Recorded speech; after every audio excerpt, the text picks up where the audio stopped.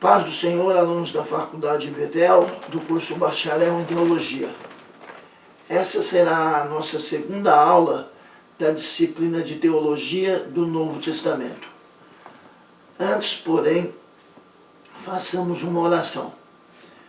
Pai, em nome de Jesus Cristo, seu amado Filho, que é poderoso e fiel, em cuja presença nos encontramos nessa manhã.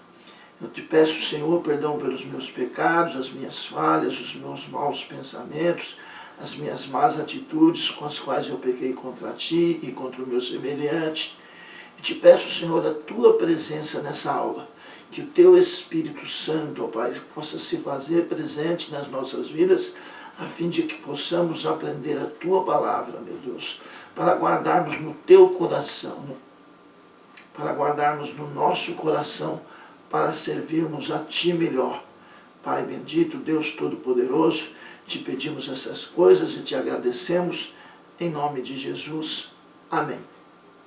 Teologia do Novo Testamento, segunda aula. Como se deu o surgimento da teologia do Novo Testamento? Nós temos dois objetivos nessa aula. O primeiro é entender como se deu o surgimento da teologia do Novo Testamento. E o segundo é começar a estudar os temas teológicos presentes no Novo Testamento. Pois bem, o surgimento da teologia do Novo Testamento em torno da pessoa e do ensino de Jesus Cristo. A teologia do Novo Testamento surge em torno da pessoa e do ensino de Jesus Cristo. Jesus Cristo, como pessoa histórica e divina, é o fundamento da verdadeira teologia. Jesus é o padrão de aferição, é o padrão de medida da verdadeira teologia, da verdade bíblica. Conforme o que vemos em Efésios capítulo 2, versículo 21, Jesus é a pedra angular deste edifício chamado cristianismo, chamado igreja. No princípio, tudo acerca de Jesus, os fatos, os ensinos, eram transmitidos oralmente. Jesus escreveu uma única vez no chão, na terra, e não se sabe exatamente o que foi que ele escreveu. Alguns acreditam que ele escreveu os pecados, ou começou a escrever, ou a descrever os pecados dos que estavam presentes naquela cena, envolvendo aquela mulher acusada de adultério. Porém, trata-se de uma conjectura. Não se sabe ao certo o que Jesus escreveu nessa única vez. Quem escreveu acerca dele foram os escritores do Novo Testamento, apóstolos ou pessoas diretamente ligadas aos apóstolos.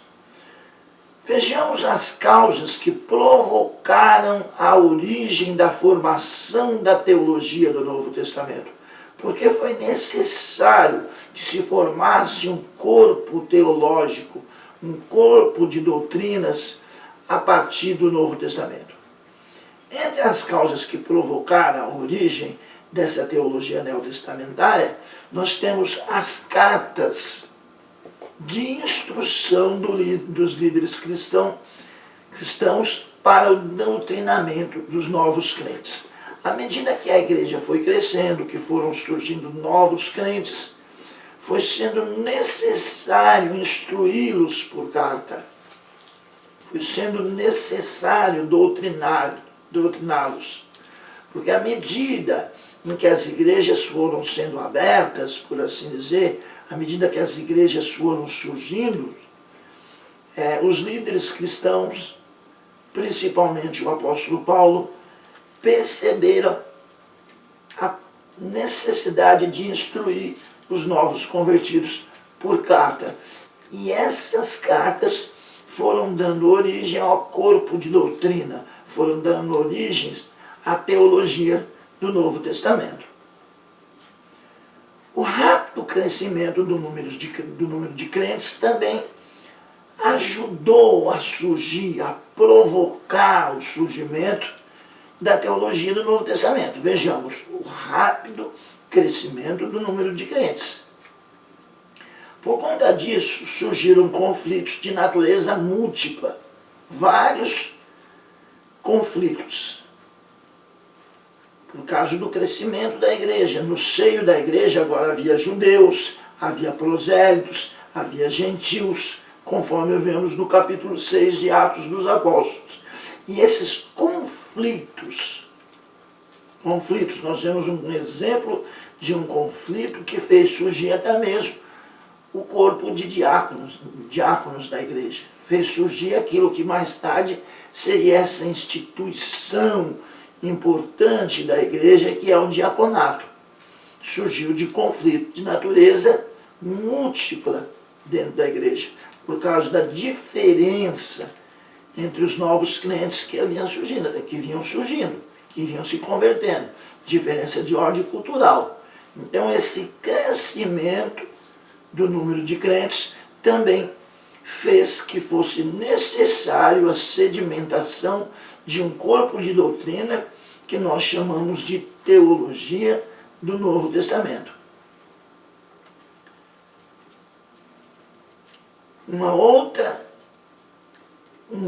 Outra causa provocadora do surgimento da teologia do Novo Testamento é o choque das esperanças cristãs com a hostilidade e crueldade do mundo que tinham que enfrentar.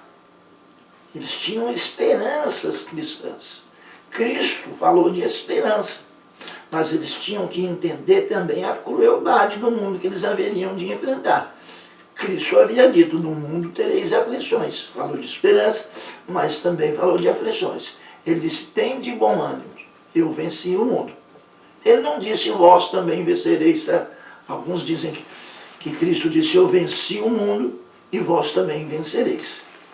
Não pode acrescentar essa parte, porque isso não está no texto. Cristo disse somente que no mundo haveríamos de ter aflições e que ele venceu o mundo. Se nós vamos vencer, nós podemos encontrar isso implícito, mas não podemos afirmar, quando estivermos pregando, quando estivermos ensinando, que ele disse que nós também haveríamos de vencer, porque isso não está no texto, literalmente. Podemos até inferir, mas não está no texto. Pois bem, como entender a violência até o martírio diante das promessas de Jesus? Jesus havia prometido paz, havia prometido salvação, mas eles estavam também diante da violência e do martírio. Então foi necessário escrever para consolar os crentes que estavam sendo assolados pela perseguição, a perseverar na fé até o fim. Nós vemos isso claramente no propósito do Evangelho de Marcos. O Evangelho de Marcos foi escrito para fortalecer os crentes de Roma que estavam sob perseguição. Pois bem, temos também como mais uma dessas causas que provocaram, que ajudaram a formar essa teologia do Novo Testamento, esse corpo de doutrina que aparece no texto e que depois foi sistematizado, essa teologia bíblica do Novo Testamento, que é transformada pelos teólogos posteriormente em teologia sistemática. Mais uma causa do surgimento desse corpo de doutrina, dessa teologia do Novo Testamento.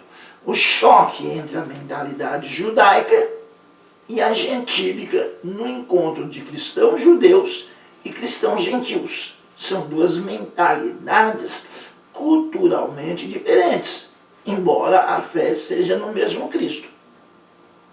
Então entrava-se em choque de ponto de vista com o sistema religioso originário. O sistema religioso originário era o judaísmo, mas no capítulo 15 de Atos dos Apóstolos nós encontramos esse sistema religioso originário, o judaísmo, no berço do qual o cristianismo dormiu, entrando em choque com o cristianismo incipiente. E este choque com esse ponto de vista do sistema religioso originário fez com que fosse necessário alguns acordos entre os apóstolos, o chamado Concílio de Jerusalém. Nós chamamos teologicamente de Concílio de Jerusalém. A Bíblia não dá esse nome, mas nós costumamos dar, até por uma questão didática. O chamado Concílio de Jerusalém, ele ajuda a dar origem a este corpo de doutrina neotestamentário, esse corpo de doutrina que vai surgindo no texto do Novo Testamento, vai se formando no texto do Novo Testamento. Os exemplos deste choque são a ressurreição dos mortos. Havia uma diferença de forma de crer na ressurreição dos mortos. Os cristãos judeus, por um bom tempo, haviam ficado expostos ao pensamento dos saduceus, que não criam na ressurreição dos mortos, influenciado pelos gregos. Os saduceus, influenciados pelos gregos, não criam na ressurreição dos mortos. E os crentes, vindo do judaísmo, haviam tido contato com os saduceus. Os cristãos gentios também tinham uma certa dificuldade com a questão da ressurreição, porque os gregos também tinham dificuldade quanto a essa questão. Então precisou ser organizada no seio da igreja a doutrina da ressurreição, nos textos de Paulo, onde Paulo trata acerca desse assunto. Então, choque na questão da ressurreição, na questão da volta de Jesus. Como ensinar a volta de Jesus? Surgiu uma dúvida entre os tessalonicenses. Alguns crentes estão morrendo antes de Jesus voltar. Para onde é que eles estão indo? O que está acontecendo? Foi necessário explicar. Paulo explica aos tessalonicenses. Ele diz: não quero, porém, irmãos, que sejais ignorantes acerca dos que já dormem, porque o mesmo Senhor descerá do céu, com voz de arcanjo, com alarido, com trombeta de Deus, e os que morreram em Cristo ressuscitarão primeiro, e nós, os que ficarmos vivos, seremos transformados para encontrarmos com o Senhor nos ares. Isso deveria servir também de consolo, porque ele termina dizendo: consolai-vos uns aos outros com estas palavras. Então a necessidade de ensinar sobre a volta de Cristo, tanto a cristãos judeus quanto a cristãos gentios, ajuda a formar também este corpo de doutrina chamado teologia do Novo Testamento. A justificação pela fé sem as obras da lei, porque era difícil para a mentalidade judaica entender a justificação pela fé sem as obras da lei. Então tudo isso foi dando origem à teologia do Novo Testamento. Temos também a infiltração de heresias nas fileiras cristãs. Foram surgindo heresias, fábulas criadas pela mente humana, movida por fanatismo e superstição, infiltraram-se entre os cristãos e ameaçava a fé. A verdadeira fé, que deveria ser baseada no ensino de Cristo, estava sofrendo com a infiltração do fanatismo e da superstição de alguns novos crentes. Isso, no mínimo, confundia os crentes. Então é mais um motivo pelo qual era necessário um corpo de doutrina, uma fé, por assim dizer, baseada na vida e na obra de Jesus Cristo. Nós temos como exemplo dessas heresias que foram penetrando o legalismo combatido por Paulo na carta aos Gálatas. O que é o legalismo? O legalismo é uma tentativa de arrastar a igreja de volta para o Antigo Testamento, de volta para a dependência da lei. Quando, na verdade, o Antigo Testamento é a sombra do Novo. O cristianismo, a base do cristianismo não é o Antigo Testamento. A base do cristianismo são os ensinos de Cristo. Aquilo que Cristo ensinou, a aplicação que Cristo fez do Antigo Testamento é que é a base do cristianismo. Então, tirar a igreja, remover a igreja desta base, consiste numa heresia chamada legalismo. Procurar judaizar a igreja, prender ao cristianismo aos laços do judaísmo, judaísmo esse, Antigo Testamento esse, que serviu apenas de berço para que o cristianismo se desenvolvesse. Serviu apenas de aio até que viesse a verdade completa que é Cristo.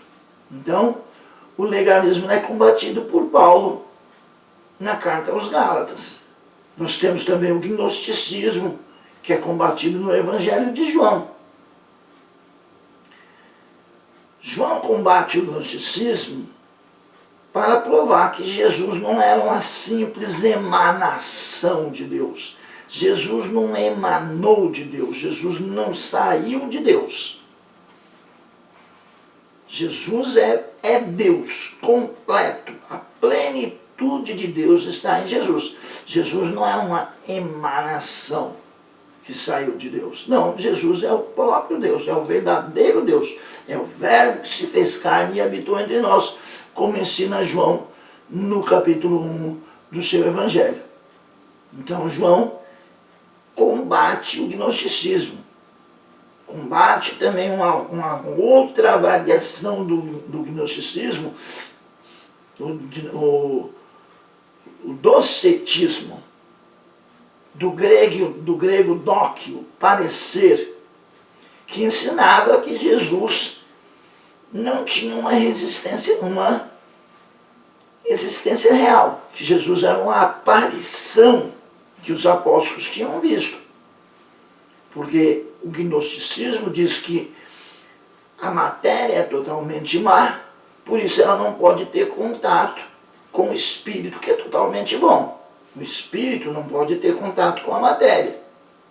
Então, Jesus, sendo espírito totalmente bom, segundo o docetismo, não encarnou. Ele era apenas uma aparição que os apóstolos, que os discípulos, que aquelas 500 pessoas que o viram subir aos céus, tinham sofrido uma ilusão, visto uma aparição. Era isso que o gnosticismo doceta ensinava, também conhecido como docetismo. João combate isso, e ele afirma a encarnação do Verbo. Então isso é teologia do Novo Testamento, que mais tarde é sistematizada essa questão do Evangelho de João e passa a ser um dos argumentos principais que constroem a disciplina da teologia sistemática chamada cristologia. Mas antes da doutrina ser sistematizada, a cristologia já estava nos textos do Evangelho de João e de outros escritos dele. Então, essas heresias que estavam infiltrando na igreja também tiveram uma contribuição, nós chamamos isso de contribuição negativa, para que o corpo de doutrinas da teologia do Novo Testamento, o corpo de doutrina do cristianismo, fosse surgindo. Pois bem, isto posto, passemos para o segundo objetivo da nossa aula, que é começar a comentar os temas teológicos presentes no Novo Testamento. O primeiro desses temas teológicos que vamos comentar são os títulos messiânicos de Jesus. Esse é o primeiro tema teológico que vamos comentar. Os títulos messiânicos de Jesus. Pois bem, a compreensão do sentido escriturístico desses títulos, aquilo que eles verdadeiramente significam no texto bíblico. Os títulos Filho de Deus e Filho do Homem vem a ser uma contribuição a mais para a compreensão da pessoa de Jesus Cristo. Quando eu compreendo bem os títulos Filho de Deus e Filho do Homem, eu tenho uma compreensão mais clara da pessoa de Jesus Cristo. E isto é teologia do Novo Testamento, isso está nos textos do Novo Testamento. Então, ao conhecer esses títulos melhor, conhecemos melhor a pessoa de Jesus Cristo, conhecemos melhor a sua natureza, conhecemos melhor os seus ensinos, a sua missão neste mundo, e dessa maneira há uma contribuição também para a formação de uma teologia autenticamente bíblica. Bíblica em quê? Em seu conteúdo e dinâmica em seus efeitos. Pois bem, então vejamos o primeiro título messiânico de Cristo. O título Filho de Deus. Esse título ele é muito empregado no Antigo Testamento. E os discípulos o ouviram, o entenderam em seu sentido escriturístico. Entenderam conforme ele vem do Antigo Testamento, da sua origem no Antigo Testamento. Porque o Antigo Testamento, ele forma a base para que o Novo se desenvolva. Então vejamos o uso desse título, do título Filho de Deus, no Antigo Testamento. Esse título, Filho de Deus, ele é atribuído aos crentes da Antiguidade. Em Gênesis capítulo 6, versículo 1 e 2, entende-se que os filhos de Deus sejam os descendentes de Sete, embora nem todos concordem com essa posição. Mas entende-se que o texto se refere aos descendentes de Sete. Então, no Antigo Testamento, os filhos de Deus seriam os crentes da antiguidade. Gênesis capítulo 6, versículo 1 e 2. Alguns não concordam com essa interpretação, mas também não há que se concordar, não há argumento lógico para se dizer que Gênesis capítulo 6, versículo 1 e 2 trata-se de anjos que se casam com mulheres. Porque Mateus 22, 30 vai dizer que o casamento, aí o Novo Testamento vai esclarecer que o casamento entre anjos e mulheres ele é impossível, quando se lê o texto de Mateus 22, 30. Então, a maioria concorda que Gênesis capítulo 6, versículo 1 e 2 se refere aos crentes da antiguidade. O título Filhos de Deus ali.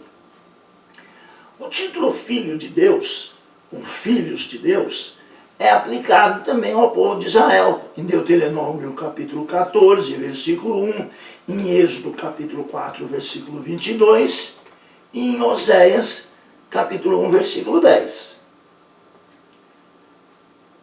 Esse título, Filho de Deus, ou Filhos de Deus, ele é aplicado também aos juízes de Israel, no Salmo 82, no versículo 6.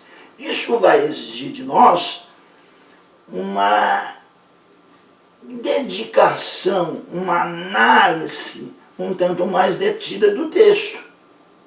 Então vejamos, os deuses mencionados no Salmo 82, versículo 6, só podem ser seres humanos. Quando se faz uma exegese do texto, buscando o significado linguístico, uma exegese mais detida, os deuses mencionados no Salmo 82, versículo 6, só podem ser seres humanos constituídos como juízes entre o povo de Deus, mas atuando de forma injusta nos dias de Asaf, que é o autor do Salmo 82. Essa interpretação de que trata-se de seres humanos constituídos juízes entre o povo de Deus, ela é fortalecida pelo próprio Cristo, essa interpretação, ao identificá-los com aqueles a quem foi dirigida a palavra de Deus. Em João capítulo 10, versículo 35, os deuses que aparecem no Salmo 82, versículo 6, são identificados por Cristo como aqueles a quem foi dirigida a palavra de Deus. Basta um exame cuidadoso de João capítulo 10, versículo 35. Ou seja, a eles havia sido confiado, ou confiados, os oráculos divinos, a fim de que os transmitissem com imparcialidade e justiça aos seus contemporâneos. Por isso, eles são chamados de deuses, no sentido de juízes, de portadores da palavra de Deus. A palavra ali, deuses, no hebraico, é Elohim. É deuses, mas ela se aplica ao Deus Todo-Poderoso, conforme o contexto. Em outro contexto, ela pode aplicar-se a deuses falsos, dependendo, ela pode estar fazendo referência à Trindade, e dependendo do contexto, Elohim pode ser também homens importantes, e ali é traduzido por deuses. Mas Jesus deixa claro que ali está se referindo àqueles a quem foi dirigida a palavra de Deus. Só examinar detidamente João capítulo 10, versículo 35. Porque, como já disse, o Antigo Testamento é apenas a sombra do Novo. É muito importante, mas é a sombra do Novo. Ou seja, a eles haviam sido confiados oráculos divinos para ensinar. Em João capítulo 10, do versículo 34 ao 38, Jesus Cristo argumenta. Ele argumenta com base no texto de Salmo 82. Jesus Cristo argumenta que se aqueles a quem foi dirigida a palavra de Deus podiam ser chamados filhos do Altíssimo, como está em 82,6, Salmo 82,6, e considerados como exercendo funções divinas na terra, considerados como representantes de Deus da terra, embora muitos deles falhassem, então muito mais ele, Cristo, era funcional e essencialmente Deus. Podia então reivindicar para si todas as prerrogativas divinas e o título Filho de Deus. As obras que Cristo fazia em nome do Pai testificavam de sua unidade essencial com Ele. As obras mostravam que Ele era um com o Pai. Essa unidade ela não é compartilhada por nenhuma criatura em todo o universo. Nenhuma criatura é um com Deus em sentido essencial. O crente, através de Jesus Cristo, ele une-se a Deus. Mas é uma união condicional, condicionada ao novo nascimento. A unidade de Cristo com o Pai, não, ela é essencial, ela não é condicional, Ela não vem de uma condição posterior, ela vem da essência de Cristo. Então essa unidade vinda da essência, essa unidade essencial e não condicional de Cristo, ela não é compartilhada com nenhuma criatura nesse vasto universo. E ela é vista em Colossenses capítulo 2 e em Hebreus capítulo 1, dos versículos 1 ao 14. Temos também o uso deste título nos evangelhos. Jesus é este título. Qual título? Filho de Deus.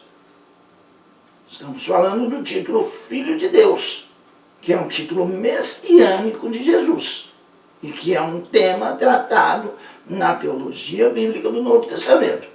Então, o uso nos evangelhos. Jesus usou este título apenas indiretamente.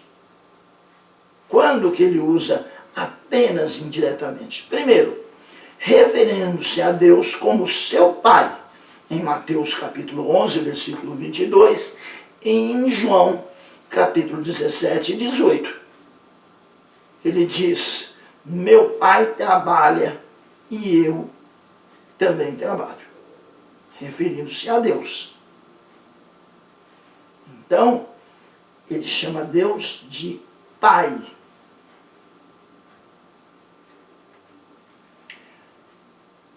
Narrando a parábola dos lavradores maus, em Marcos 12, 6, ele diz indiretamente que Deus é o seu Pai. Aquele pai de família que envia os funcionários, e os funcionários são maltratados, e depois ele envia seu filho, e o filho é morto, é sacrificado por conta da obra do Pai. Jesus ali, ele de maneira indireta está dizendo que é Filho de Deus. Aquele Pai é Deus e aquele Filho enviado é o próprio Cristo. No número 3 nós vimos que confirmando no julgamento pelo Sinédrio, ele confirma no julgamento pelo Sinédrio que ele é o Filho de Deus. Só ler o texto de Marcos, capítulo 14, versículos 61 e 62, que isso vai ficar bastante claro. Lá no Sinédrio, Jesus confirmando esse título, Filho de Deus. Nós vemos ainda chamando Deus de Pai na oração, quando ele agoniza no Getsêmani, em Marcos capítulo 14, versículo 36, naquela oração, ele chama Deus de Pai. Então, Jesus ele aplica a si mesmo o título Filho de Deus, que é um título messiânico. Um título messiânico. O Messias é o Filho de Deus.